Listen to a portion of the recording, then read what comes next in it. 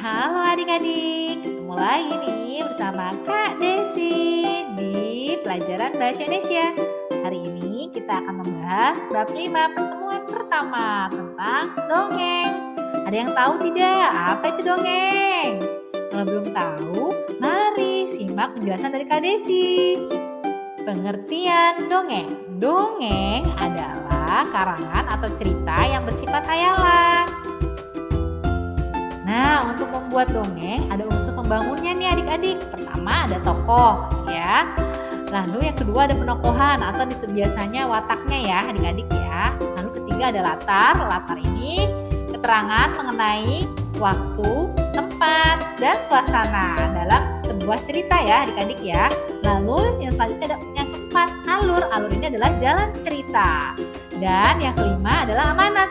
Adalah pesan yang ingin disampaikan penulis kepada pendengar atau membacanya ya adik-adik ya. Nah adik-adik, dalam dongeng ada pesan dan tujuannya nih. Tujuan dongeng yang pertama menghibur, untuk menghibur ya adik-adik ya. Yang kedua mengisahkan pengalaman pribadi. Lalu yang ketiga menjelaskan asal-usul suatu peristiwa. Keempat menjadi inspirasi hidup pembacanya. Lalu cara menentukan pesan dan tujuan. Pertama, adik-adik, bacalah keseluruhan isi cerita dengan saksama. Kedua, cermatilah setiap kalimat dalam cerita.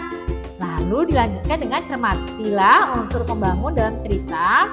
Dan keempat, cermatilah tindakan tokoh terhadap permasalahan yang terjadi ya adik-adik. Nah adik-adik, ternyata dongeng ini ada jenis-jenisnya loh. Berikut jenis-jenis dari dongeng. Yang pertama ada fabel. Nah fabel ini adalah dongeng dengan tokoh hewan yang diceritakan memiliki sifat seperti manusia. Contohnya ada si kancil dan buaya misalnya ya adik-adik, dan lain-lain. Lalu yang selanjutnya adalah legenda. Legenda ini adalah dongeng atau cerita rakyat pada zaman dahulu yang ada hubungannya dengan peristiwa sejarah. Contohnya seperti Danau Toba, Sangkuriang, dan lain-lain ya adik-adik.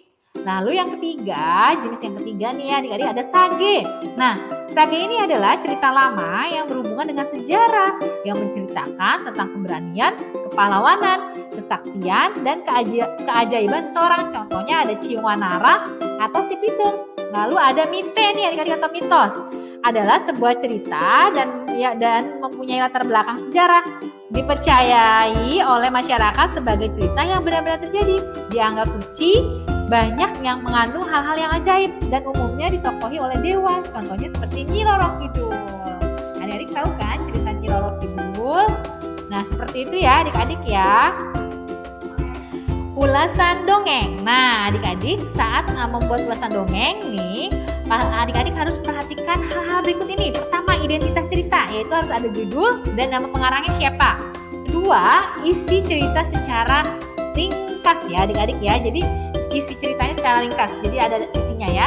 Lalu yang ketiga, kelebihan dan kekurangan cerita dari beberapa aspek seperti bahasa dan jalan ceritanya. Misalnya bahasa yang digunakan sulit dipahami misalnya, atau kelebihannya buku ini sangat menarik karena dilengkapi dengan gambar sehingga adik-adik tidak bosan membacanya. Itu boleh ya adik-adik ya. Lalu yang D, pendapat tentang isi cerita. Contohnya pesan yang disampaikan melalui cerita patut ditiru atau tidak.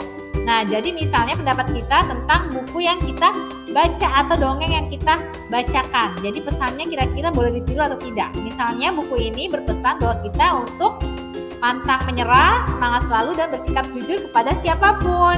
Nah, itu adik-adik bisa menuliskan seperti itu ya.